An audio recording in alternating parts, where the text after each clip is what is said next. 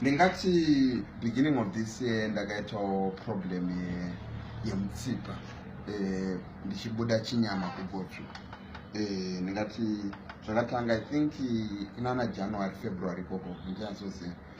Ndaita problem yaya ndakaramba ndichinzwa mutsipa zvekuti zvakatondi affecta I think kumba nekubasa.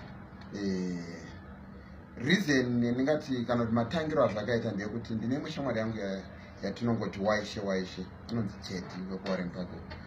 Aiuya achinditora everyday tichinoona ndo mazuva anetsa vana UEFA nana English Premier League. I think ndo pakawina Man U pakawina Man City saka aindiyo achinditora padeni tichinoona bhora pane kangu kabhawa kari kumaraini kwedu tichinoona bhora kubhawa kuyakwe.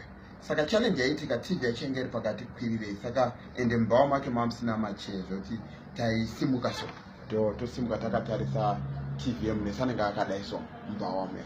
Saka chinyama chakakura zvekutokura kupfuura pachaserera ndagara paye mutsipa manje wakurwadza mutsipa ndowanyanya kutondirwadza.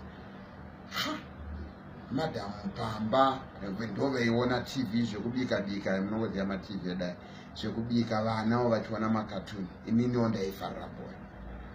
Ndobva pazoita dzimwe dzatinongoti tinodziti kevi ndobva dzava dzikanditi kumudhara sei muchienda unoona bhora kubhawa imune foni kati bhora rinobuda pafoni here zvikanzi aiwa downloadai inonzi Kwese iFlix.